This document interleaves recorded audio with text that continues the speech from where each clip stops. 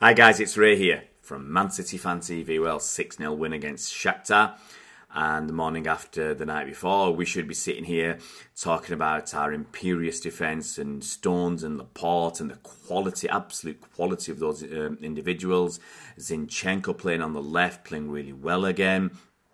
Fernandinho, a master at defensive midfield, and David Silva, controlling the game and the tempo, and Mahrez and jinking this way and that, scoring a goal, setting up goals, and talking about Gabi Jesus, however you want to say it.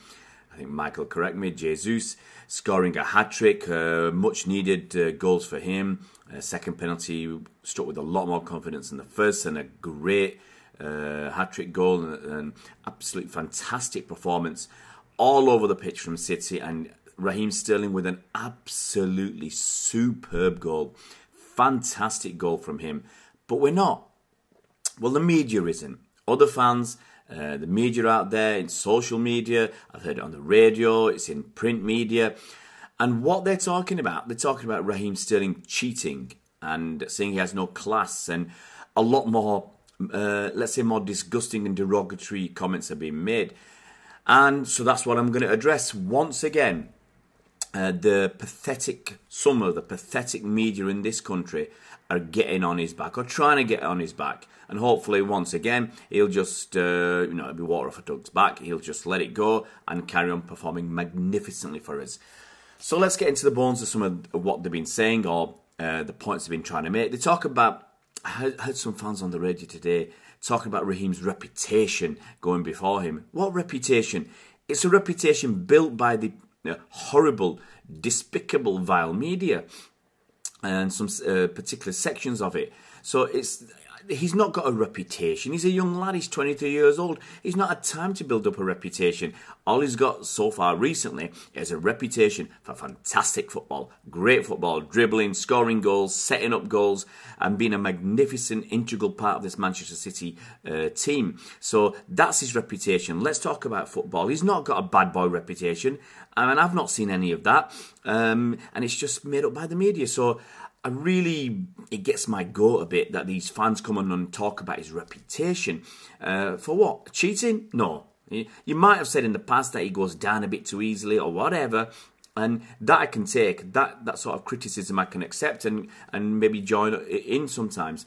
But just to talk about his reputation, these are sound bites. Just, people pick on them and think they can run with it. So I'll knock that for six straight away. Then there's the accusation of cheating. So let's look at the incident a bit more closely. And well, from where I was sat in the south stand, upper tier of the south stand, it looked like a penalty. I mean, obviously we don't get that. We couldn't tell the depth of view there. We couldn't tell where the defender was. It just looked like a penalty from where we were sitting. It looked like a stone waller, to be quite honest.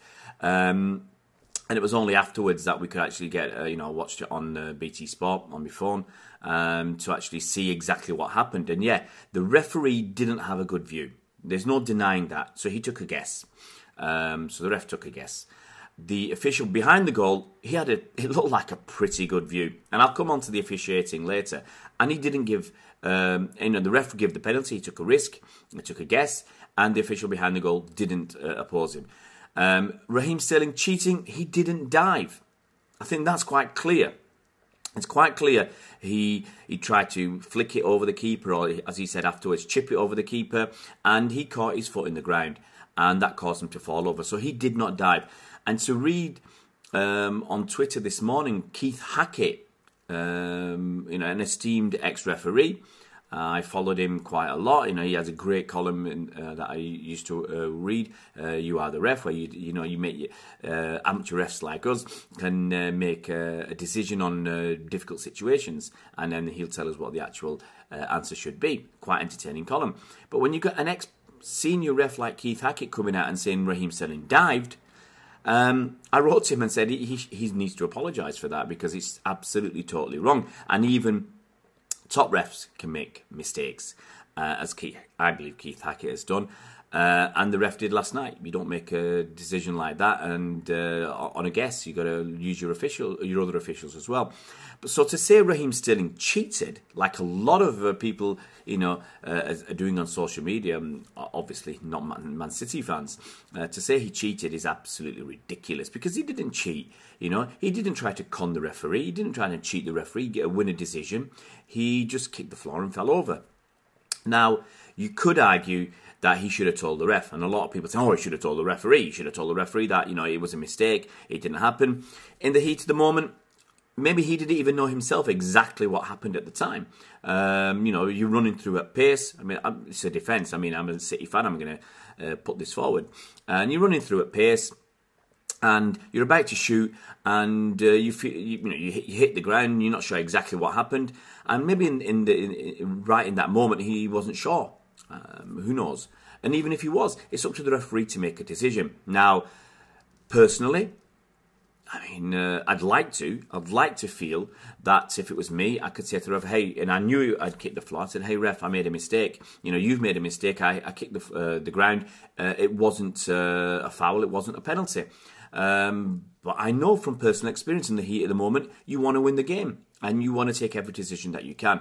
So, maybe at the time he wasn't sure what was going on. And he didn't say anything. Gabby Jesus came along. He needs a goal. Maybe he didn't know that it wasn't a penalty. It shouldn't have been a penalty. His penalty been awarded, and he's focused on taking the penalty and scoring. So he goes ahead and scores. You can see Pep on the sidelines telling the fourth official straight away it wasn't a penalty. I mean, Pep was 60 yards away, 70 yards away, and he's telling you it's not a penalty. So sometimes you feel the refs need to have a better understanding of the game, because he was much, much closer than Pep was. But to go about this cheating, look, and rolled on from the cheating, there's a talk of, being honest. Well, he didn't cheat, okay? Lots of people cheat. Lots of people deliberately make fouls. I mean, that's cheating. That's not in the rules of the game, to actually deliberately foul somebody. That's cheating. Deliberately handle the ball. That's cheating.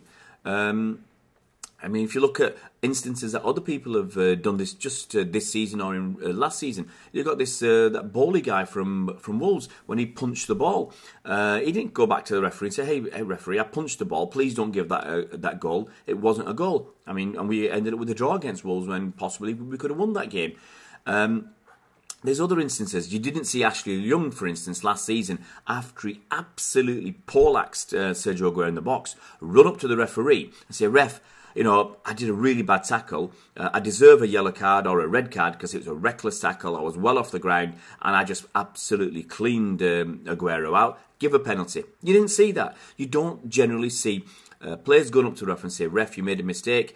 I've done something wrong. You don't see it. So it happens all the time. You didn't see it in the Champions League game against Liverpool last season. You didn't hear Milner coming along to the ref. Hey, ref, it touched our player. It shouldn't, it shouldn't be offside. Give the goal. You don't get that. You don't get that honesty. Players generally want to win at all costs. You do get some bits of honesty here and there. We can remember Paulo Di Canio catching the ball when I think the goalie was injured in a game for West Ham many, many seasons ago and stopping the game. You do get some sorts of honesty. You had Robbie Fowler telling the ref after he dived, and I think it was quite obvious he dived, but the ref gave a penalty against David Seaman. I think Robbie Fowler said afterwards he didn't want his friendship with Seaman to be sullied by that, by the giving of a penalty. But the ref had made his decision, and he'd given the penalty, and the penalty stood. And look at what Robbie Fowler did. He tried to score. So even though he knew he dived, and people talk about his honesty in telling the referee and not to award a penalty, he still took the penalty and wanted to score. I mean, he didn't put it past the post or didn't give it to somebody else. He still tried to score. I think the penalty was saved. So I don't buy this cheating rubbish. And at the end of the day, let's move on to the officiating. The officiating was poor. The referee took a guess. The official behind the goal, Mr. Magoo, let's call him whatever, he's like a statue. He made no decisions, and it's very rare that you actually see the officials behind the goal make a decision at all to help and assist the referee. That's what they're there for. He had a much better view than the referee, and he said nothing, apparently, or if he did say anything, it wasn't to tell the referee that it shouldn't be a penalty. So the officiating was poor. So they're definitely a mistake. And it rolls on to the next thing, VAR. I mean, with the VAR if VAR had been used yesterday, very easily, very quickly, they'd have seen it wasn't a penalty. Sterling had kicked the floor and fallen over, and the penalty wouldn't have been given. So, it's the sooner we get VAR in, the better. And we saw in the World Cup, VAR worked pretty well most of the time. And I think it's definitely needed. Look at how many poor decisions we've had this season from the refs. Let's not blame the refs. The game's very fast. A lot of them haven't played the game, especially at a high level. And some of them, they just can't keep up with the pace of the game. So let's not just pin the blame on them. Let's talk about the necessity to have VAR as soon as possible. And I think very, very quickly, it'll take a little time to bed in, but I think very, very quickly we'll be getting just about every single decision right. Now, that's pretty much everything. But I just want to finish off by talking about some of the newspapers again. I mean, the current Bun, the Sun, absolutely despicable newspaper. I've hated it for many, many years. And some of you know, I was a student at University of Liverpool at the time of Hillsborough and other incidents, and the Sun was absolutely despised on Merseyside, absolutely hated. And I think it's time. And I think it's time the club actually do something. I mean, there's some comments that have been made with these footy leaks and with Raheem Sterling last night that are well over the line. And people talk, I mean, I'm not a lawyer, I'm not a legal person, but it's talking about slander or whatever. But there's things that the journalists feel, they seem to feel more and more confident that they can say and get away with these things, because City, on the outside, generally don't make a fuss. And there hasn't, on the outside, been a fuss made over this. I mean, you see sometimes in the background, City do say things. I think when, was it the Mirror that got wind that Pep was, City were talking to Pep. I mean, this was actually after he'd signed a contract. And City told him to remove the article, and the article was removed. So, they do things behind the scenes. But outwardly, City aren't going around suing newspapers. They aren't suing the president, of the La Liga or anybody else. But as fans, we really wish they would. We wish they wouldn't generally lay on this hospitality for journalists who are there stabbing us, not in the back, they're stabbing us in the face, or in the chest. They're not doing it quietly, they're doing it very openly. People like Matthew Syed making comments yesterday that a lot of City fans were up in arms against. Was it James Drucker? I think he's from the Times. Idiots like that.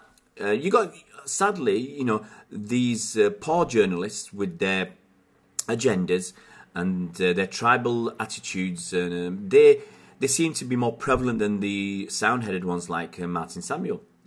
Great reporter. It's a shame he works for the Mail, in my opinion, but he's an absolute great journalist, one of the top of the tree.